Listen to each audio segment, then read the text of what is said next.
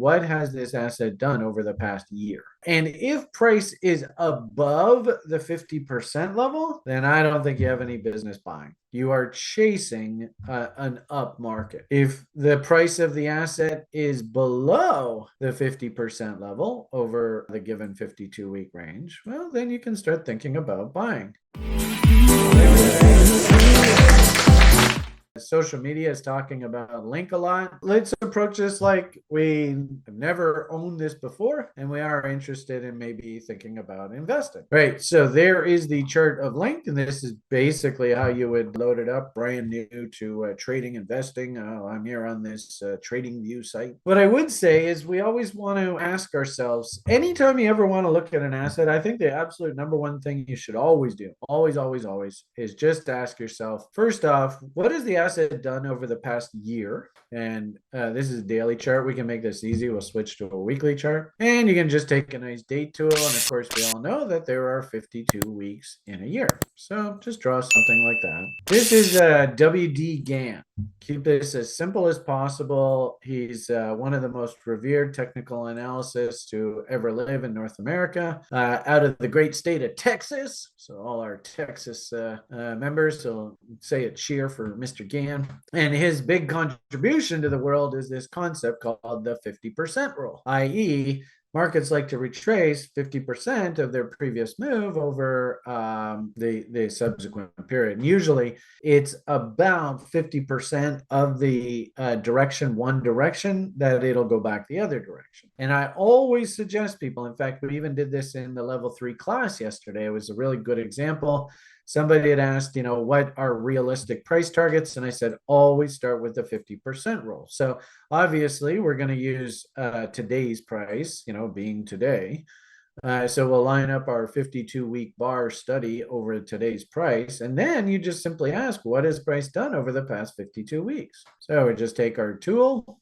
All right, we can even, all right, there is that off of today's date, and then we can drag that down, right? And, if you want to make this a little bit closer, that's fine. Just keep it simple, stupid. Don't need to overthink this. And what you really want to do is put the high of your study over whatever the highest bar is over that 52 weeks. Then you want to take the 52-week range and drag your tool to 52 weeks ago.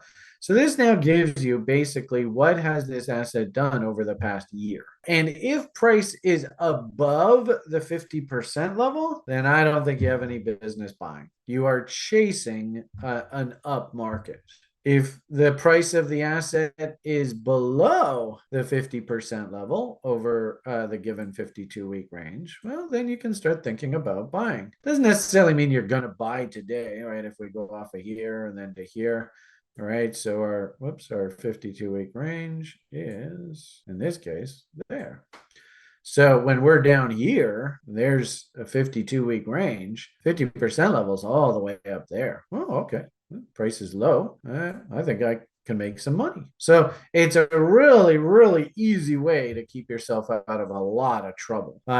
Could you argue that, well, Brian, I did buy down here and I'm waiting for the market to get up into the 50% level to take profits? I don't really have a problem with that. I really don't. But what I would just simply say is, over the past 52 weeks, now looking at this asset, is this asset now overvalued or undervalued based on this very, very simple way of looking? Right off the bat, we can clearly see that probably the odds are that this thing actually needs to correct back down to $13-14. And what a surprise, it's going to be moved back down into horizontal support and resistance. Everything that we sort of teach at TRI. If we were going to look left right now on the price chart, and if we were thinking price is going to come down, we would say, where was the last time that the market actually was told, don't go down, go up? Well, it was off of that low, right? Price was going down. Somebody said, get your butt out of there. It was off of this low. So price was going down, get your butt out of it. So, and ironically enough, we as technicians, we absolutely love W's. And what a surprise, there is a big W that basically is telling us, hey, this market wants to go up. When we start looking at the chart from a really, really simplistic perspective, you can clearly see that this is probably not a good place to be spending your hard-earned money.